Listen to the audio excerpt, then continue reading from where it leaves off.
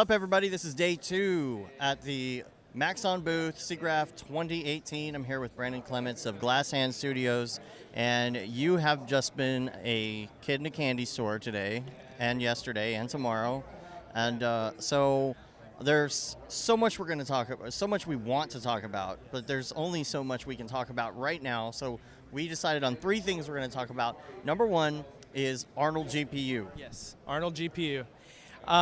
We didn't think it was coming so soon. Actually, I had heard a lot of people talk about it. We knew it was going to come. We knew we wanted to have, perfect switch from CPU to GPU. We wanted pixel perfect matching on, any scene with any kind of assets that were going through the pipeline. So I guess I can finally say, and everyone can finally be relieved, that everything looks amazing with it. I sat through a talk yesterday that was sponsored by NVIDIA. There was 5 different developers, and they went into deep detail about NVIDIA's optics. So first of all, optics, probably as most people have understood or heard about it, is a denoiser. So optics denoiser is actually a batch denoiser that happens later on after you render your image, and that can take like minutes to clean up. Well, actually there's 3 different types of denoisers. There's a real-time, which happens around 16 milliseconds, so it's really quick.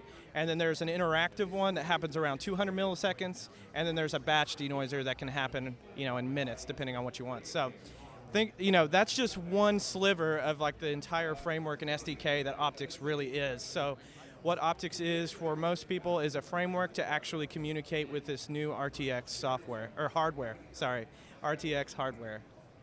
So, what we've been able to do with Arnold is basically leverage all of that framework and actually anticipate through the tensor cores all the different rays that are being fired into the scene using Arnold. And they actually are demonstrating it at the booth with the Infinity War Spider-Man asset. It's a full production asset.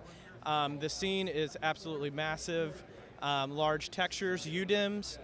So what's happening under the hood is optics is actually compiling the huge shading network that makes up Spider-Man. So we have all these huge resolution textures. We actually got a small screenshot of it from Maya, and it was just this crazy node graph.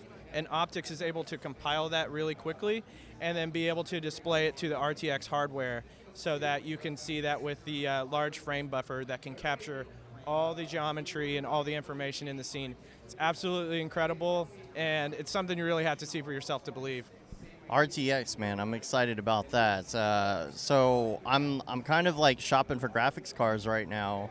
I'm trying to decide what I want to do.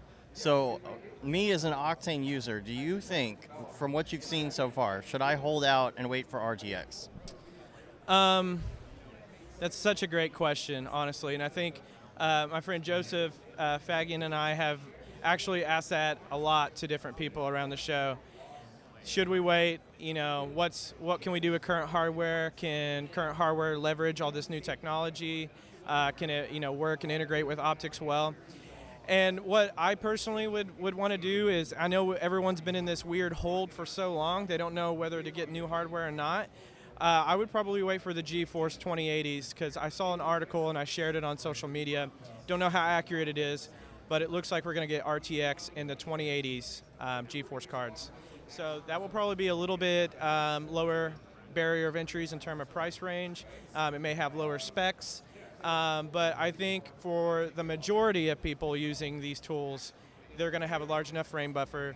They're going to have all the 4 processing cores, so you're going to get RT cores, you're going to get the tensor cores, you're going to get CUDA, and then you're going to get everything kind of optics packaged all into that one card. So I would recommend just wait. I know it sucks, but you're going to be sorry because this is only a base level foundation and we're only going to build from here. So you might as well get in with a new framework.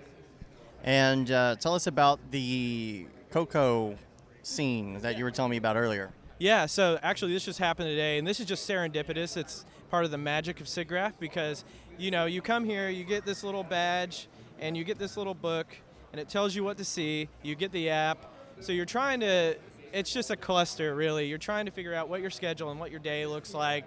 And Joseph and I, we've just been, wandering around the convention hall, and we stumbled upon the NVIDIA booth because they have the loudest sound system. Next to this booth over here. But we went over there, and it was actually a man from RenderMan part of the engineering team, and he was showing universal scene description. They basically have their own viewer for scene dressing and scene setup. And it was absolutely impressive. It was running on RTX hardware with all the new technology with optics, and it was pseudo real-time path tracing with the Coco set. They only had like one shader on all of it, so it was kind of like clay. But they were talking about how they were actually scouting their scenes in Coco. So like you would have these incredible, massive scenes, and the one we saw was like the subway. If you guys have kind of seen the film, it's like this Grand Central Station looking kind of past where they go from the real world to the death world or whatever. Anyways, it was insane. They were just floating around, and he was like, oh yeah, you can see all this scene dressing in the background. It's not a matte painting, it's not a texture, and he zooms out, and he's like, all of this is unique geometry that their modeling department had put in there, so no instancing. And it was unreal just to see everything and all the technology that they're leveraging at Pixar. Absolutely incredible. All right, well, we're going to let you get back to seeing all this stuff. I'm sure you got plenty more you want to see. I'm hoping, if you'll agree to it, come on the show here in a couple weeks and talk about all the other stuff you saw. Yeah, definitely. Before we started chatting, I was telling these guys I bragged a little bit too much about my notes that I've been taking here at Siggraph. But I would love to just kind of present it in a way that was easily digestible. I know there's a lot of new terminology. Honestly, NVIDIA has invented some new terminology for us to kind of grab a hold of, like gigarrays and talking about tips and all this stuff, so all these numerical values and all these acronyms. And yeah, let's find out an easy way that we can digest what happened at Siggraph 2018, and it'll be a fun show.